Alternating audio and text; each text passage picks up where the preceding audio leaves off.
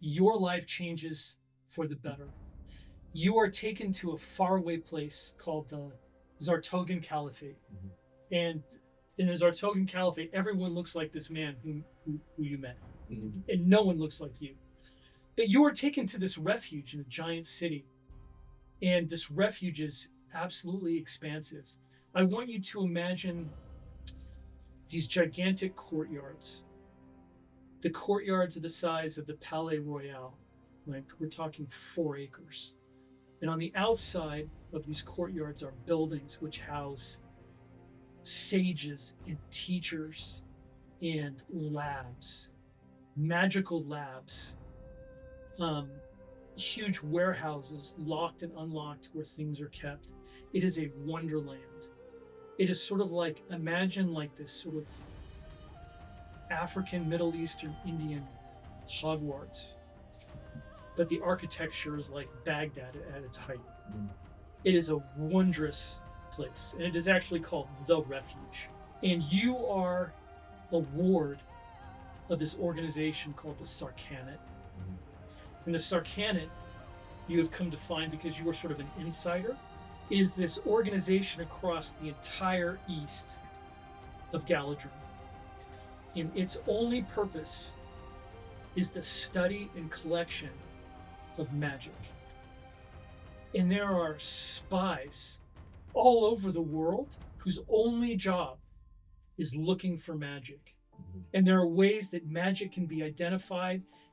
And actually, at the sanctuary, there are machines. Like, there's one that just occupies you entirely. It's about as big as this room, and it's a map. But it's composed of sections, and the sections they change angle.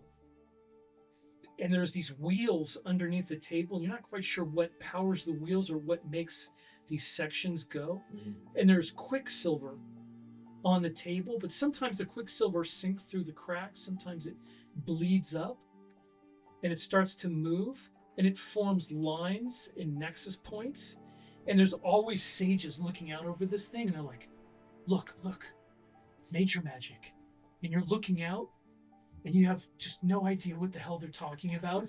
Right. And all of a sudden the nexus comes together, and you're like, look. Because you know enough that that's what they're looking for, and they're like, oh, look, something has appeared. And all of a sudden they start to plan, and for some reason you can go anywhere and talk to anyone. And these secret meetings, you're just this kid, and you're a part of them. And when you're not being trained, and as a matter of fact, these people start to treat you like a king, and you don't know why. You're this peasant rice farmer, and all of a sudden they're teaching you how to read. They're teaching you other languages. They're teaching you history. They're teaching you how to use a sword and a bow, a dagger, how to fight. And am I a warrior? Am I a sage? Am I a minister? What am I? And they're just letting you go anywhere. Like, the lord of this place, he is almost like a father figure to you. His name is Farhad. And Farhad actually means servant in his language. And he's an old man. And Farhad, anytime he walks fast, he walks with a cane. He has this robe that he wears, and he walks fast with a cane. Anytime he walks fast, you know that Farhad is up to something. And you run up to him, and you're like, Farhad, where do you go? And he says, come. And he will take you to this conference, and you will see men from other lands, and they kind of look at you oddly, like, what is this kid doing here?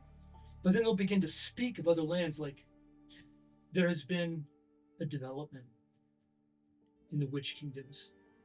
We fear that there has been a trail that has been blazed from the evil lands all the way south. And they're talking, you're like, my goodness, I'm being led into these secrets of the whole world.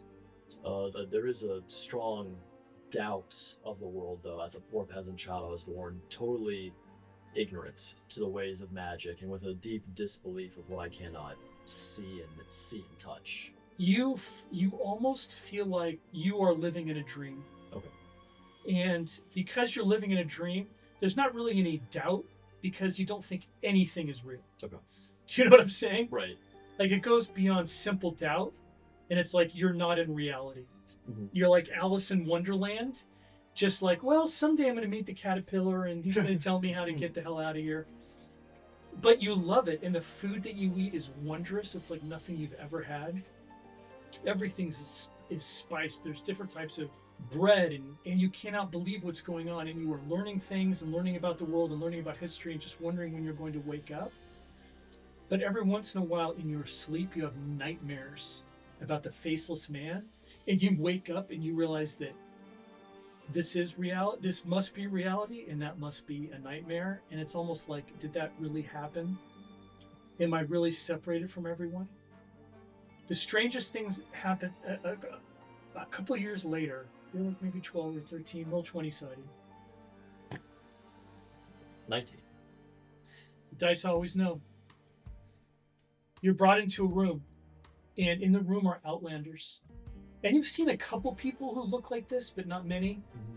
They have striking green eyes. They have thick eyelashes that you think you're just very attracted to. Your eyes aren't anything like theirs. Mm-hmm. You have very narrow eyes, and it seems like there's more parts to them than they have. And so you're kind of like fascinated with them, with these striking green eyes and these thick eyelashes, black hair, olive skin, tan, big men, tall. You're fairly short. Mm-hmm.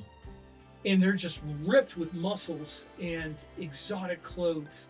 And you come in and they are sitting like kings. And there is a table with all of these ancient contraptions. And you're used to ancient contraptions because they're everywhere in the sanctuary.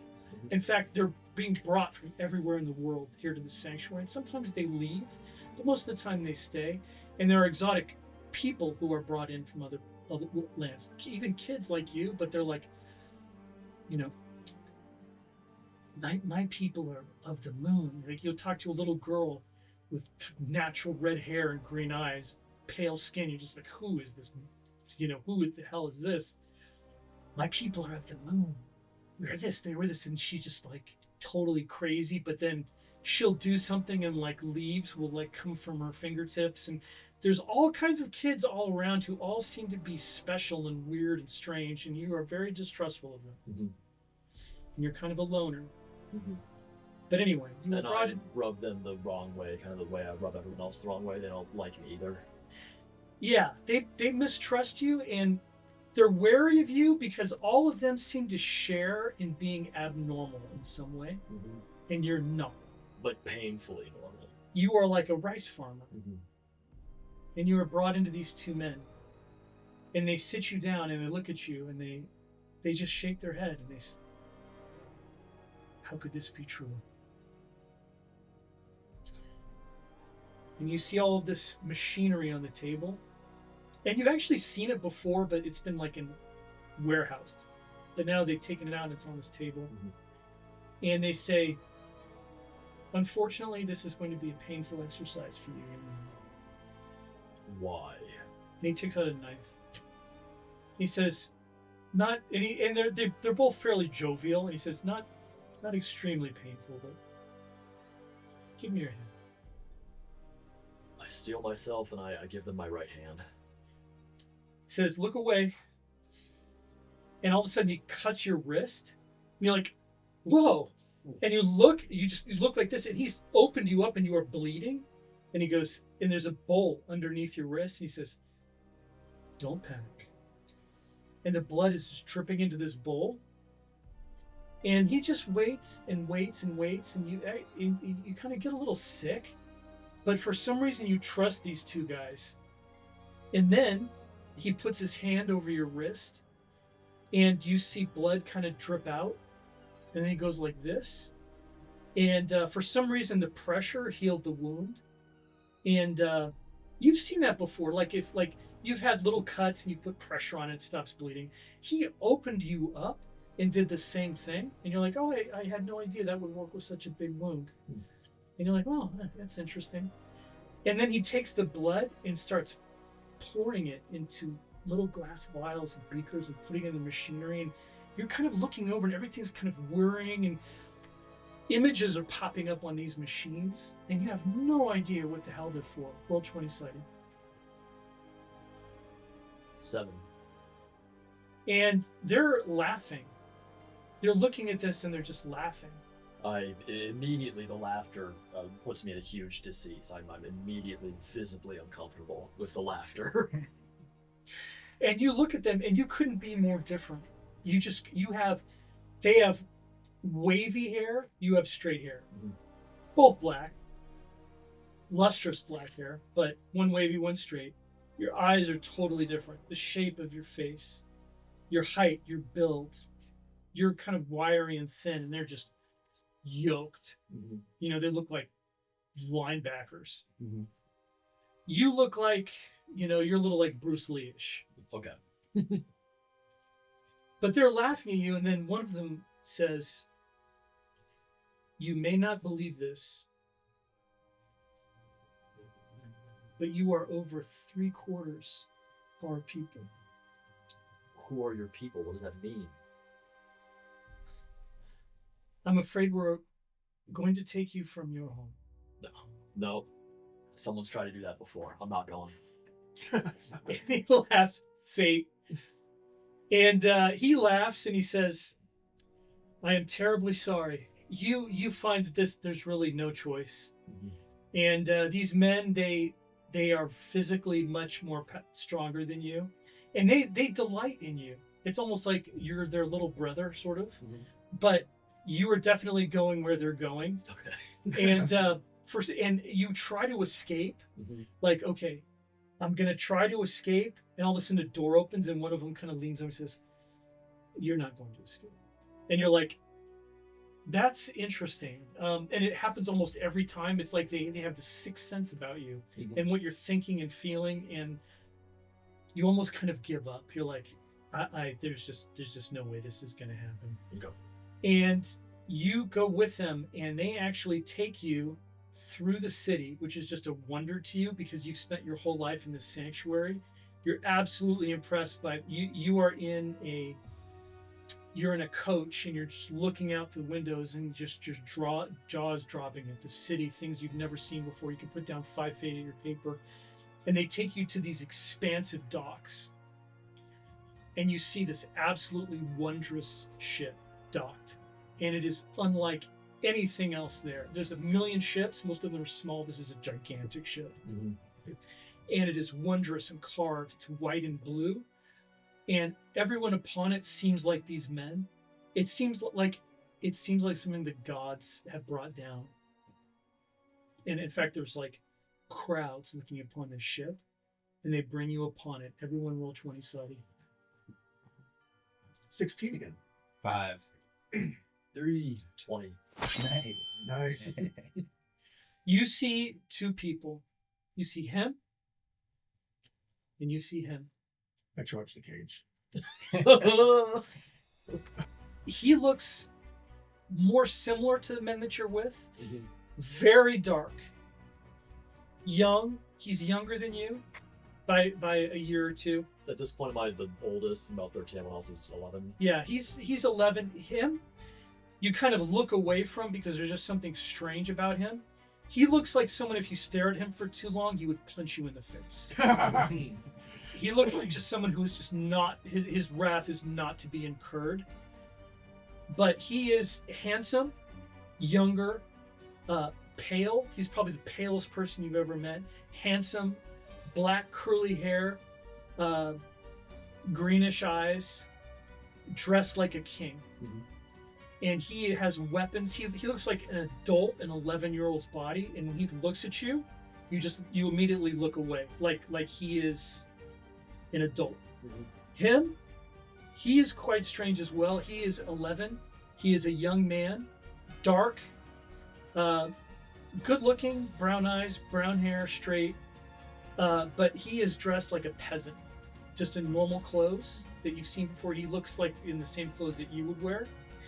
But there's something kind of feral about him. Like I don't hold myself as a peasant. he does not hold himself as a peasant. Which I very much do. He looks at you like he could rip your head off and not think twice about it. There's something feral about him, but contained, as if he is wary of greater forces around him.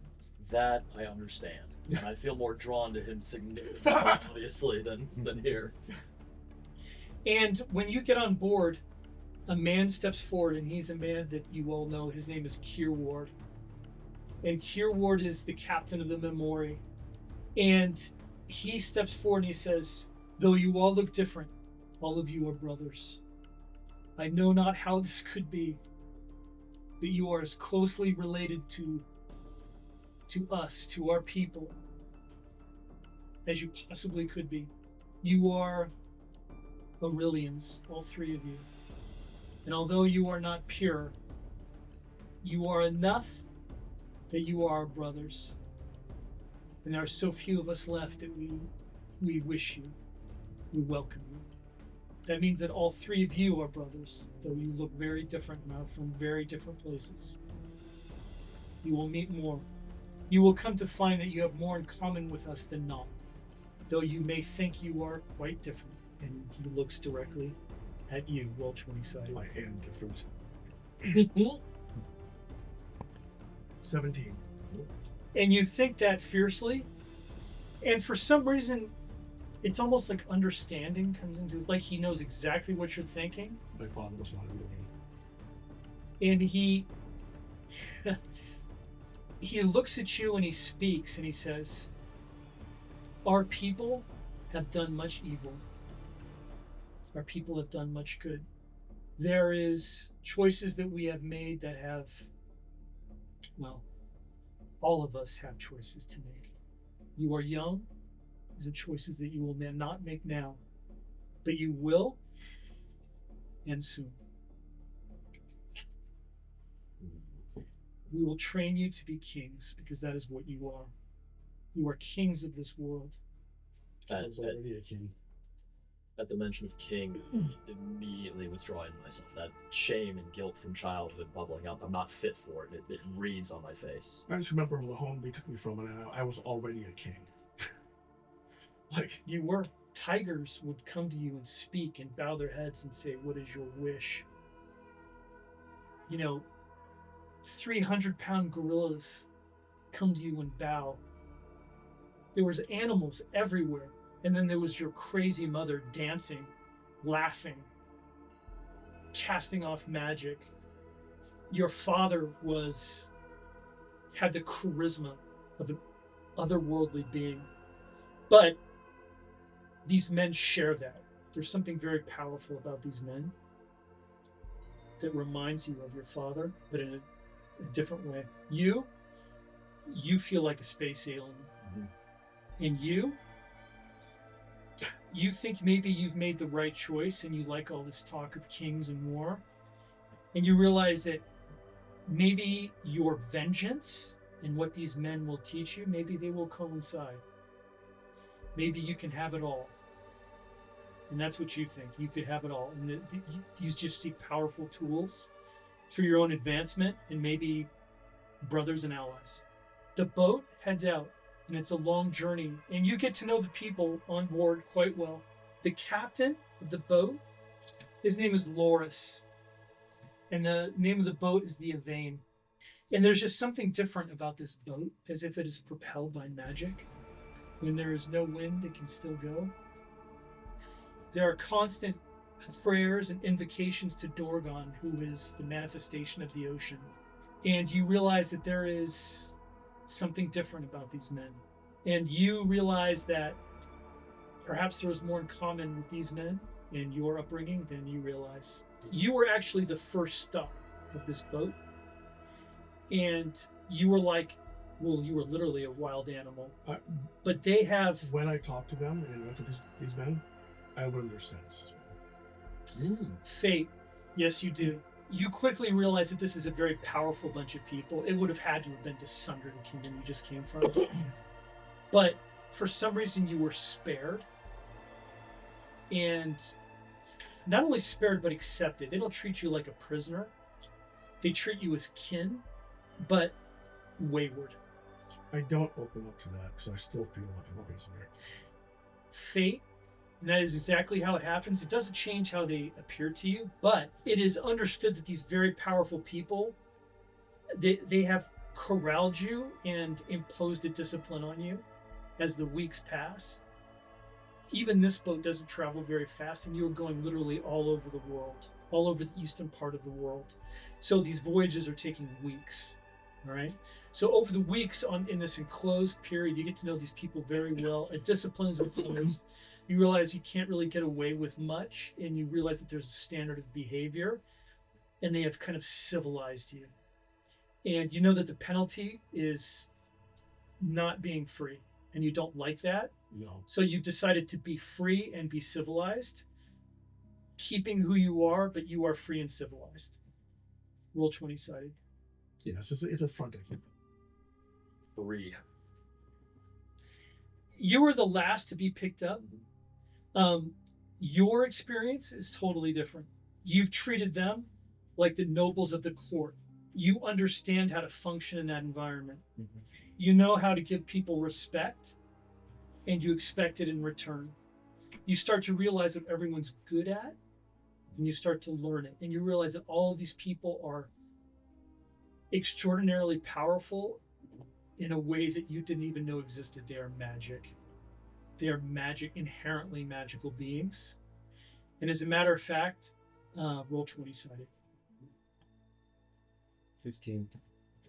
You can go ahead and put telepathy on your paper. You are telepathic.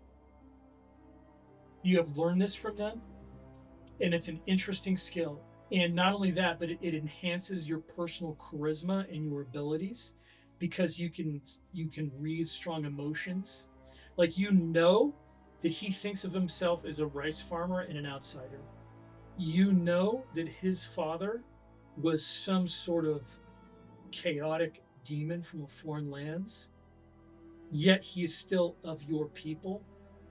He is half Aurelian, half demon.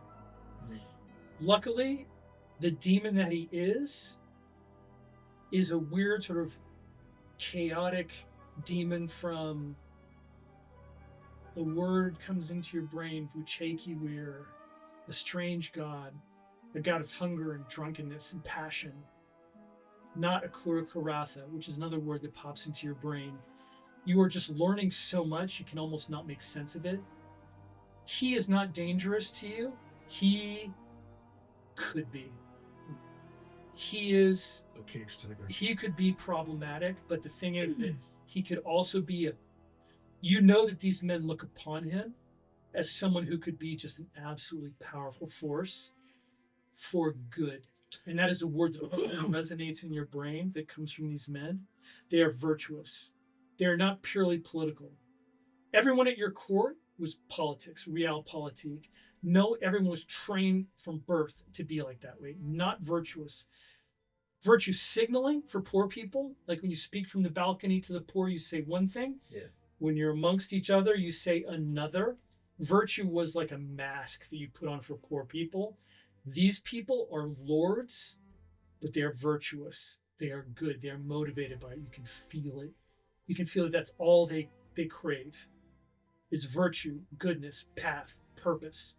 And they understand a greater purpose to the world, and they think he can be a powerful tool to bring about a greater purpose in the world. And you realize that they think the same thing of you and of him. And you don't know why, because he's a rice farmer. I wouldn't know why either. He has no idea why. You are headed towards the Eyrie, and the Eyrie is the great city that the Aurelians had built, the ones who are left. There's less than 300 people there. And you realize that the Aurelians, there's a deep guilt to them. They were in charge of the world, and they also destroyed it. And you sense a great, almost a shame, a guilt to them. Like, they have the power to remake the world, or they have the power to further destroy it, and there is just a choice in their soul that they have to make. And they can be of life or of death. And they are so powerful and so purposeful that is an important choice for them. And you realize that if they consider you all to be one of them, that you are of that purpose. There is one thing that all of you also do, and all of you know each other from it, and that is called the communion. I want all of you to roll 20-sided. Do we all pick up about the choice between life and death? Yes. Very Probably much. somewhat. 20. Nice. One. One. Quite a spread. 18. I got an 18. Okay, I want you to put. Everyone put communion on their paper. I want you to put level 3. Communion level 3. Communion level 3. And there comes a time on the ship and in the city where everything stops. And all of the Aurelians look to the west, because to the west is the island where you came from. And actually, this island is actually the birthplace of not only the Aurelians, but of the Eldar. It is a sacred place, but is in the heart of the desolation. So the homeland, your homeland, has been utterly vacant of life for thousands of years.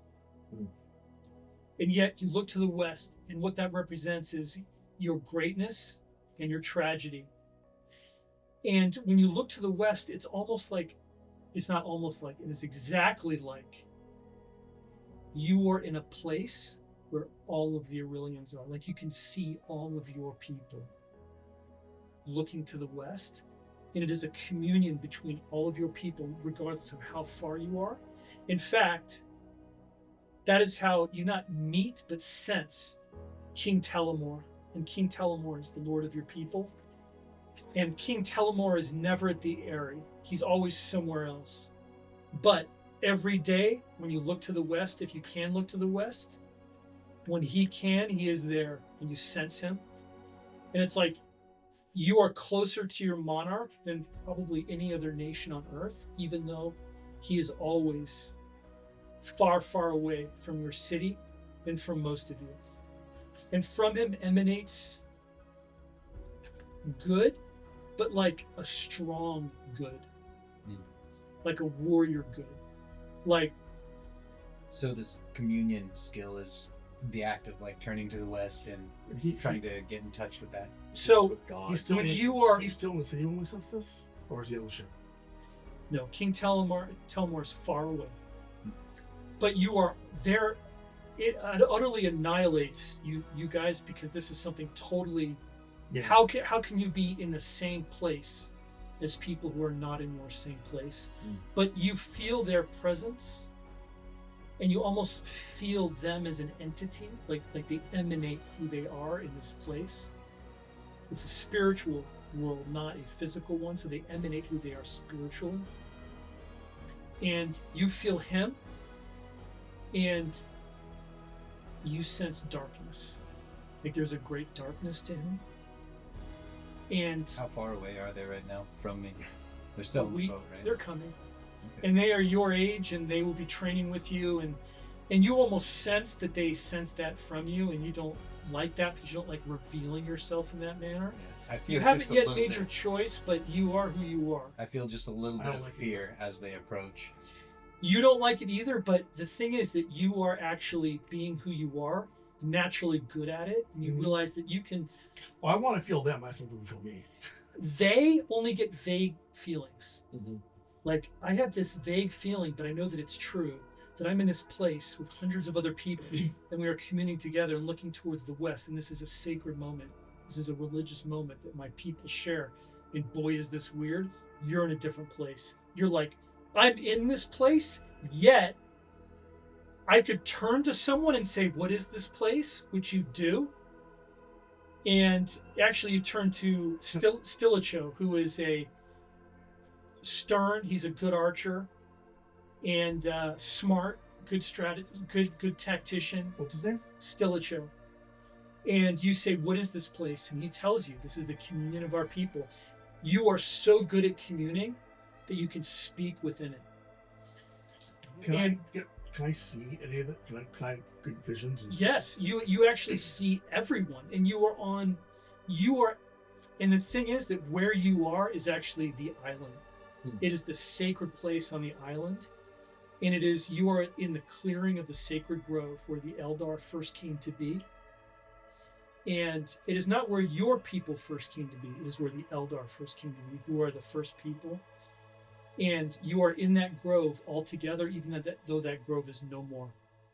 You are in a place that no longer exists, but is remembered. And you see everyone, and you can speak with the ones who are equally good at communing, but you see them vaguely. Like they're just like these lost spirits who are there, and you can feel them. I speak to no one. And you speak to no one. Put fate on your paper. You do not speak to Stilicho. But he actually looks at you like he senses where you're coming from. I look at him back. He knows I can see. Yeah, and he nods at you, with respect. It like he respects your distance, and you like him. You like the fact that he respects your distance. You like him as much as you would like him as the choices that you have made for your character in regard to them and the people that have wiped out your family. Like, of all of these around me, I probably like him the most because he's probably the least good, the most worldly, the way he was raised and trained. I can understand him better than the others. Yes, and put fate, and that is maybe true, but it is ultimately your choice. No, I like him as well. The guy, though, he is the most interesting. You see him as a youthful figure and good, but on a cliff, and you see rocks coming off the cliff. How hard would it be to push him off that cliff? Not hard. And if he falls, he will be by far the darkest of all. He will make your father was a mischievous spirit. There are a range of alignments for demons, okay, and they go from darkly evil and purposeful to almost mischievous, okay. Like a Rakshasa is about here, okay. He could be here. Yeah, the mischievous demon in me wants to push him over that edge, but the practical side of me doesn't want to serve him later. So I'm gonna have to keep him back. Fate, and that's and you see that he could be extraordinarily powerful either way. He would be far more powerful were he to fall off that cliff. And all of you, when you commune, you realize that everyone in this communion, except for the young, and there are other young people that you know, but they have all committed to life. And there's that, they think of that decision as binary. Do I choose life or do I choose death? And a different way of saying it is, we are created. Do I choose the purpose of creation or do I choose my purpose? That's what it all boils down to. My purpose or the purpose of creation. If you accept the purpose of creation, you accept, ironically, death. You accept powerlessness. You accept other people taking from you what you could keep. Can you pick my purpose without falling all the way to evil? Roll 20-sided. 5 fate. 11. You're not sure, but your father is a mischievous demon. Your mother was an insane Aurelian. And Aurelians, they are who they are. Your blood may leave you no choice. And however much we want to think that our character and our soul determines our destiny, there is a lot to genetics. And everyone has their purpose under the sun. And everyone has their temptations, what they're good at and what they're not. And you come from a people that is like, you are the heat of the forge. You are the cold of the dead of winter. You are an extreme people. And when you go good, you go extremely good. And when you go bad, you go extremely bad. People don't think of Aurelians as being in the middle. Yeah, but most of them aren't good and evil. But I have both. That's exactly right. And you are an interesting creature. And you wonder why they trust you at all. The truth is, I wouldn't. you wouldn't. They should have slain you. Well, I wouldn't go that far. But No survivor skill. they saw the half of you that is like them. And all of you are on this ship, and you come to, actually, the desolation. I don't know if you guys remember the map of Galadrin, but there's the island in the middle, and it is surrounded by water, but then there's channels that divide the world in half. Right where the desolation ends, but as I told you, the desolation is irregular, all right? So what you're going to do is the ship has been ensorcelled to survive the desolation for short periods of time. It can't survive it forever. It's just too powerful. Like you couldn't sail through the desolation on this ship, but you can sail from safety through the desolation to the Eyrie, which no other ship could do except for the 4 other ships that are at the Eyrie. Your navy is composed of 5 ships. And you get to the desolation, and it's like all of you can sense something very, very different, but you don't really need to sense something very different because you can see it. Because coming out of the desolation is dead floating fish. And these floating fish may have floated for thousands of miles, yet they do not smell. And the reason why they do not smell is because the bacteria upon them are dead as well. Everything is dead. The desolation killed all life. Therefore, preserving these dead fish that may have died 2,000 miles of current. And you see on this side of the desolation are gigantic sharks, hundreds and hundreds and hundreds of them, just eating the dead fish that are coming out of the current. Because the current goes this way, fish are going into the desolation, dying, not decaying, coming out fresh on this side of the desolation and being eaten by hundreds and hundreds of sharks. Are these great white big or? They're every type of shark you could possibly imagine, plus maybe something else. Please roll a 1. Oh. You 3 guys roll, and let's see what we got. These sharks obviously seem to have 4. warned the edges, so you can see where they are and kind of imply the edge of that You rolled 1. desolation. Yeah. 11. 2 months. You guys, you are prepped. The captain takes you all and he says, "We approach the desolation, and if any of you see something unusual, you will let us know at once." Yes. Yes. I nod, but I don't say Just look at anything. the The sharks. shame and shyness is still there. It'll be difficult for me to speak up. He says, "Very well. If any of you feel sick, feel weak, let us know at once, for you may die if you are not helped." Do you understand? This is very important. He nods. He says, "To your positions, fast as we can. Let us use the wind. Let us use our powers. Let us use our powers of prayer. To Dorgon." And the captain, he goes to the bow of the ship and starts screaming to Dorgon, who is the manifestation of the ocean, almost like he's commanding the ocean to make the ship faster. And I want you all to roll 20-sided one more time. 5. 19. 8. 9. You realize something. He is not praying to Dorgon, the manifestation of the ocean, who you thought of as a god. Like your people have a million gods. Your people know of all of the gods, which is unusual for Galadrin. Usually it's just everybody has a handful. You know of all of them. And your people know of all of them. Dorgon is the manifestation of the ocean. He is not to be trifled with. Dorgon could just take a ship and bring it right into his. He could bring a storm. And yet this captain is commanding Dorgon. "You will bring the ship faster."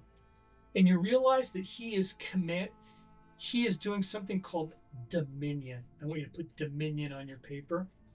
I study this with interest. Now you can put dominion as well, and you can put dominion as well, but all of you guys are like 0 level. You are not. You are level 1. And you realize that as an Aurelian, as this destined,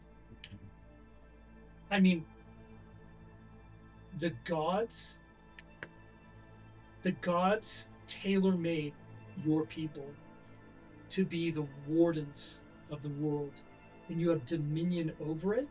And this man is commanding a god to make the ship go faster. It is dominion. He has dominion over the world, and he is commanding it. As a warden of purpose over the world, he is commanding Dorgon to make the ship sail faster, and you are annihilated because you realize that it is real and true. If you go evil, you do not have this. If you are purposeful, good Aurelian, you do, and it's not something that happens every single time, but it's like a prayer on steroids. I was gonna say, as a simple rice farmer and someone who doubts magic, I, for some reason, view this more as them being blessed with the god's favor and invoking it, rather than something that they have power to reflect on the outside world. I believe it is the god coming through him religiously, rather than something he is doing. Roll 20 sided. This is important. 4. There is a man on board that none of you like. His name is Girick. And Girick doesn't say a word. And all of you are intimidated by him, don't like him, think he's just bad. He's not. Because when you do your communion, you can tell that he is not evil. But he is just such an intimidating, forceful, silent presence that you do not like him. And all of a sudden you feel someone grabbing you, and it's Girick. And he pulls you in, and his eyes are just burning. And he says, "Do you not doubt the strength of our people?" And then he throws you, and you skitter across the deck, and you draw everyone's attention. You see this, Zhuluu, you see this, and you're like, whoa, what just happened there? And then Valard, who is the lieutenant, the second in command of the Memori, everyone likes Valard. He is just an honorable, good man. And he says, "Girick." And Girick looks at Valard for just a beat too long. And you see defiance, but then Girick moves away. And Valard comes to you, and Valard actually helps you up. And he says, he does not understand that you are young. And he pats you, and then he just walks off. And maybe you are triply intimidated by Girick, and maybe feel more positively towards Valard. But you are... This Dominion thing gives me... I'm interested. So it actually will open up to speak to Stellacho. I'll actually ask him about the Dominion. Explain to him integrity or whatever. And you walk up to him. Well, you plan to walk up to him. You guys have bigger fish to fry because you are approaching the desolation. And it is... Even if you weren't who you were, you could tell that there's something different between Galadrin and the desolation. There is something profoundly unnatural, evil, dark, supernatural. Almost like the only thing I can compare it to is if I could transport you to 1945, you're in a trench in New Mexico and you see the atom bomb. You're crack, and the atom bomb goes boom, and you're like, that's evil. Mm-hmm. Like, I've never seen a nuclear explosion where I haven't said, that's evil. That's evil, that's wrong. There's something very desperately strange, bizarre, wrong, and evil going on there that I don't understand. That's totally beyond me. Mm-hmm. That's the feeling you get from the desolation, even though there's nothing dramatic. It's just a change in feeling, and with a dead fish, but there it is in front of you, and you marvel at this. You can't believe that this is a natural event, but it makes total sense that dead fish would attract sharks over thousands of years, more and more sharks, bigger and bigger sharks. It's like a feeding frenzy, but it's going on in every direction as far as you can see, and you just marvel at it. But then you lock eyes with one of the sharks, and you realize it's not a shark. Roll 20 sided.